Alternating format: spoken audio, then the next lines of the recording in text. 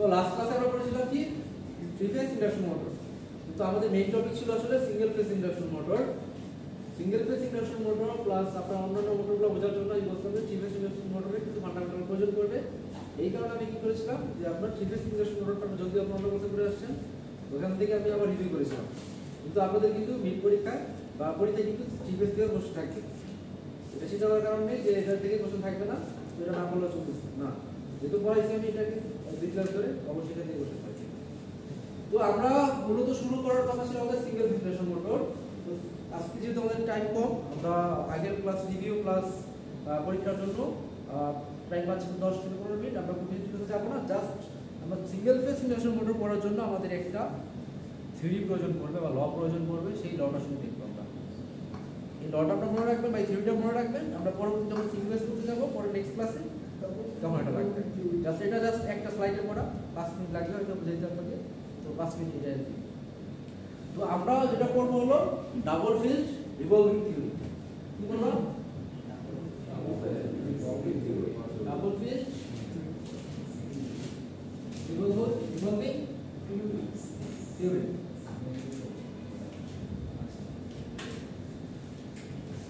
এখন আমাদের double field revolving theory কি বলতেছে একটু পড়েন তো।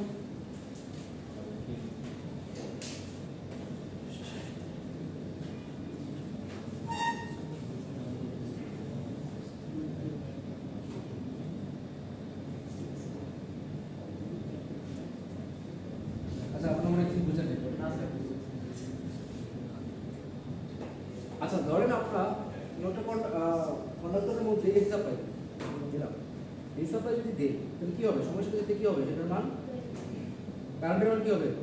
ভেরি কম বেশি হবে, তাই না? ভেরি করবে তাই তো, মান কমবে বাড়বে। তাহলে ওখানে যে আমাদের ম্যাগনেটিক ফিল্ড তৈরি হবে সেটা মানে কি দেরি হচ্ছে। কিন্তু আমার প্রশ্ন হলো যদি নর্মাল আমরা একটা ফেজ ইউজ করি, একটা ফেজ শুধুমাত্র একটা ফেজ আছে, মানে একটা ফেজের কয়েল আছে এরকম আছে, এখানে যে আসলে আমাদের যে ম্যাগনেটিক ফিল্ডটা তৈরি হয় সেটা কি রোটেট করে কি রোটেট করে না? আমি আপনাদের লাস্ট দিন বলছিলাম যে একটা রোটেটিং ম্যাগনেটিক ফিল্ড তৈরি করতে মিনিমাম কয়টা ফেজ লাগবে? কয়টা? মিনিমাম দুইটা ফেজ লাগবে, তাই না? তো আমরা যদি কোনো একটা সিঙ্গেল ফেজ লাইনে আমরা কি করি, এসি কারেন্ট সাপ্লাই দিই, সেখান থেকে রোটেটিং ম্যাগনেটিক ফিল্ড তৈরি হবে না। রোটেটিং ম্যাগনেটিক ফিল্ড তৈরি হবে, ম্যাগনেটিক ফিল্ড তৈরি হবে, কিন্তু সেটা রোটেট করবে না। সেটা কি করবে? ফেজ ডিফারেন্স তৈরি করতে হবে না, সেটা কি করবে? সেটা করবে পালস তৈরি করবে, পালস সেটিং। পালস সেটিং মানে সেটার মান কি? মান আস্তে আস্তে কমবে বাড়বে, বুঝতে পারছি? মুভ করবে না, পালস সেটিং, কিন্তু এটা রোটেট করবে না। তাহলে আমরা একটা যখন সিঙ্গেল ফেজের মধ্যে আমরা সাপ্লাই দিই, এসি সাপ্লাই তখন কি তৈরি হয়? এটা পালস সেটিং ম্যাগনেটিক ফিল্ড। মানে কি? এটা রোটেট করতেছে না, কিন্তু মানটা কি হচ্ছে? মানটা কমতেছে বাড়তেছে, একই জায়গা থেকে সে মান কমতেছে বাড়তেছে, বুঝতে পারছি? ওকে, তাহলে আমাকে বলছে যদি এরকম আমাদের কাছে একটা পালসেটিং ম্যাগনেটিক ফিল্ড থাকে, বুঝতে পারছি? কি বলছে? Produce by single phase pulsating magnetic field থাকে, সেটাকে বলতে পারি কি? সেটাকে বলতে পারি আসলে দুইটা রোটেটিং ফিল্ডের সমষ্টিতে তৈরি হয়েছে। ধরেন আমাদের বলতে যাচ্ছে যদি আপনার কাছে দুইটা রোটেটিং ম্যাগনেটিক ফিল্ড থাকে, দুইটা যদি অপোজিট ডিরেকশনে সিনক্রোনাস একই স্পিডে রান করে, তাহলে আপনি রেজাল্টেন্ট পালসের মতো যেইটা ফিল্ডটা পাবেন সেটা কিসের মতো কাজ করবে? পালসেটিং। এখন যদি উল্টা ভাবে চিন্তা করি, যে আপনার কাছে একটা পালসেটিং ফিল্ড আছে, তার মানে কি আপনার কাছে কি আছে? দুইটা রোটেটিং ফিল্ড আছে। বুঝতে পারছেন? হিসাবটা তো শুরু করো, শুধু দুইটার ভিন্ন করে করা হবে। কি বলছে বলুন তো আপনাকে?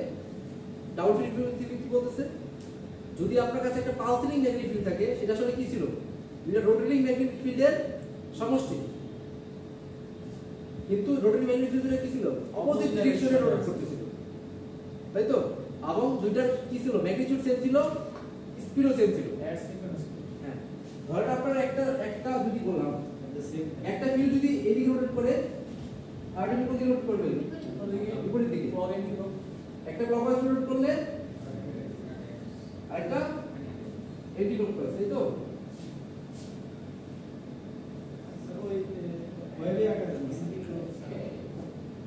হ্যাঁ, একটা ফিল্ড যদি কি বলছে ক্লকওয়াইজ রোটেট করে হ্যাঁ। আর একটা ফিল্ড কি করবে অ্যান্টি ক্লকওয়াইজ এবং দুইটার স্পিড কত হবে দুইটার স্পিড সিঙ্গেল স্পিড হবে মানে সেম হবে সেম স্পিড হবে সেম স্পিড হবে যদি এরকম হয় তাহলে আপনি কি পাবেন আলটিমেটলি একটা পালসেটিং ফিল্ড পাবেন দুইটা সমষ্টিতে তাই তো আমরা উল্টা যদি বলি আপনার কাছে একটা পালসেটিং ফিল্ড থাকে তার মানে কি বলতে পারতেছি মানে ধরতে পারি আমাদের কাছে আসলে দুইটা রোটারি ম্যাগনেটিক ফিল্ড আছে এটাই কি বলছে আমাদের ডাবল ফিল্ড রিভলভিং থিওরি আচ্ছা এখন আমরা একটু দেখি যে আসলে একটা দুইটা রোটারি ম্যাগনেটিক ফিল্ড কি হবে একটা পালসেটিং ম্যাগনেটিক ফিল্ড তৈরি করে একটু দেখি কি করবো ফিজিক্যাল চেঞ্জ করবো ফিজিক্যাল চেঞ্জ করা লাগে ধরেন আপনার কাছে ধরেন এইটা একটা ফিল্ড এটা একটা ফিল্ড হ্যাঁ এখন একদম ইনিশিয়াল পজিশনে একটা ফিল্ড এদিকে কাজ করতেছে আর ফিল্ড এদিকে কাজ করতেছে দুটো রেজাল্টেন্ট কত হবে মিনি কত হবে স্যার যেহেতু রেজাল্টেন্ট কত হবে দুটো একই দিকে আছে সেম দিকে এটা এতটুকু প্লাস এতটুকু পারবে না দুটো মিলে যোগ হবে না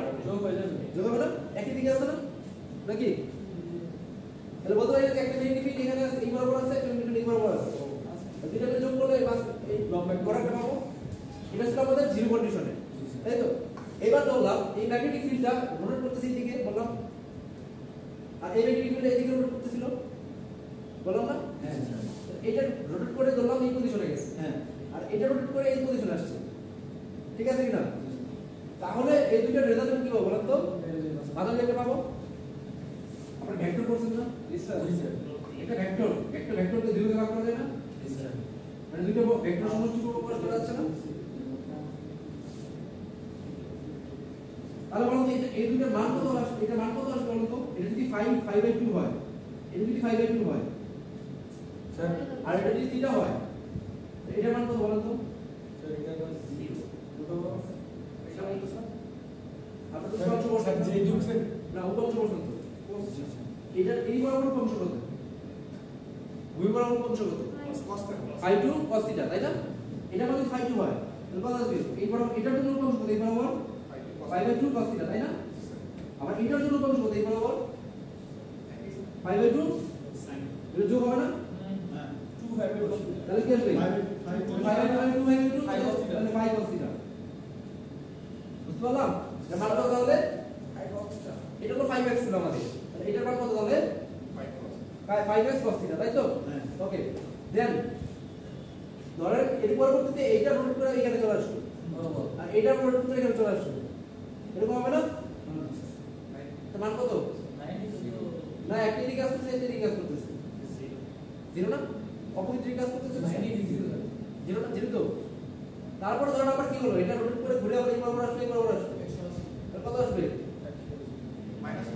মাইনাস দিকে আলটিমেটলি দেখেন রেজাল্টে যে ফিল্ডটা ছিল প্রথমে ছিল বেশি তাই না তার থেকে কমলো ছোট হলো তারপর কি হলো জিরো হলো তারপর আবার এদিকে কি হলো এক্স হলো এর পরের সাইকেলে কি হবে আবার ঘুরবে আবার এটাই ছোট হবে তারপর জিরো আসবে আলটিমেটলি দেখেন তো এই ফিল্ডটা কি হচ্ছিল এই হলো বাইরে করতেছিল না একবার এদিকে যাচ্ছিল তারপর ছোট এখানে আসছে মানে পরে জিরো হইছে তারপর এখানে গেছে এইভাবে রোটেট করতেছে না Yes, sir. পালসের মধ্যে একটা পজিশনে ইয়েস স্যার হ্যাঁ ইয়েস স্যার কিন্তু এটা তো সার্কেল দিয়ে আমরা বুঝতেছি তো সেদিক থেকে তো এটা স্যার রিয়েল লাইফে স্যার রোডটা ঘুরবেই না স্যার কারণ দুই দিক থেকে ফোর্স করতেছে রোডটা রোডের তো যাই নাই রোড গেলাম কোথায় আমি তো রোডের উপরে যাই আমি তো থ্রি করে আছি কি করে আছি বলে ডাবল ফ্রি করে থ্রি করে আছি আমি বলছি যে এটা তো আমি স্টার রোড না এটা হলো যে একটা ফিল্ডটা তৈরি হয় যেটা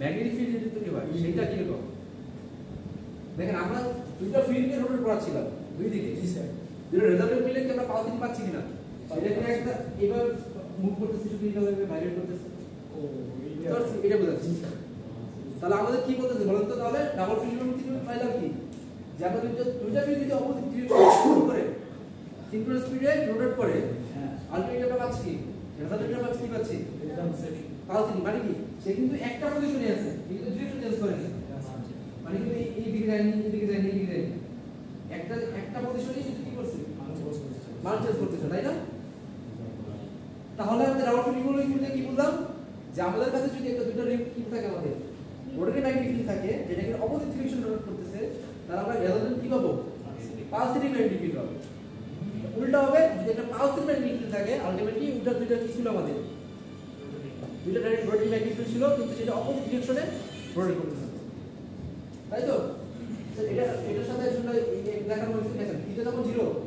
এটা কত ছিল 5x 5x তখন থিটা যখন আপনাদের কোন একটা অ্যাঙ্গেল পার্টিকুলার অ্যাঙ্গেল তখন কত এটা 5 cos থিটা থিটা যখন 0 তখন কত থিটা যখন 5/2 কত 0 তাই তো এরপর যখন থিটা যখন আবার কি পাই তখন আবার 0 হয়ে যায় সরি -5x হচ্ছে স্যার বুঝতে পারছি 3/2 হ্যাঁ তো এইভাবে আর কি এটা আসলে আলটিমেটলি কি ছিল হয়ে গেছে আলটিমেটলি cos কার হয়ে গেছে 5x cos থিটা কার হয়ে গেছে মানে এটা কিন্তু ইন্টারনাল টার্ম যে 5x cos থিটা পাইছেন না এই থিটা যাই বসান আর এই কাটটা হয়ে যাবে এর যদি 0 বসান কত পাবেন cos 0 1 তাহলে 5x পাবেন 0 তে 5x থিটা ভ্যালু যদি 90 বসান কত পাবেন 0 90 তে 0 থিটা ভ্যালু যদি কত বসান 100 না 180 না কত 150 বসান না 90 এর পরে কত আসে 45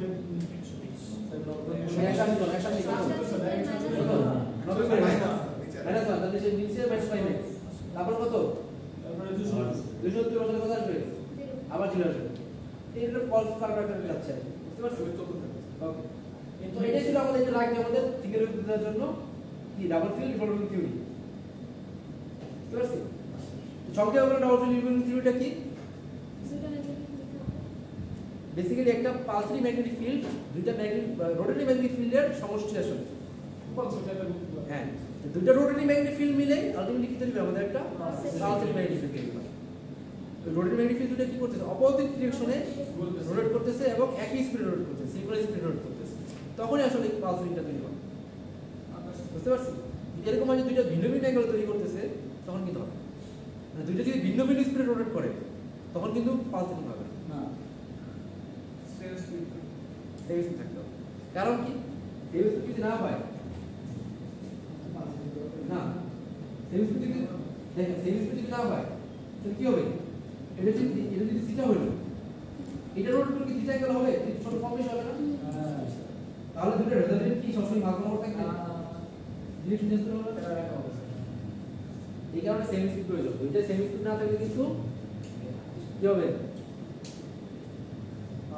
পালসারি হবে যদি আমাদের উল্টা বলতে পারি যদি পালসারি থাকে তারপরে বলতে পারি আলটিমেটলি আমাদের কাছে দুইটা রোটেটিং ফিল্ড আছে যেটা কিনা অপোজিট ডিরেকশন রোটেট করতেছে এবং একই স্পিডে সিঙ্গেল স্পিড রোটেট করতেছে ওকে তো এইটা ছিল কি আমাদের ডাবল ফিল্ড রিভলভিং থিওরি তো এটা আমাদের সিঙ্গেল পড়তে গেলে কাজে লাগবে তো এইটাই বলতে থাকে আজকে আমাদের ক্লাসে এই পর্যন্ত ইনশাআল্লাহ আগামী ইনশাআল্লাহ থাকবেন অবশ্যই প্রেজেন্ট থাকবেন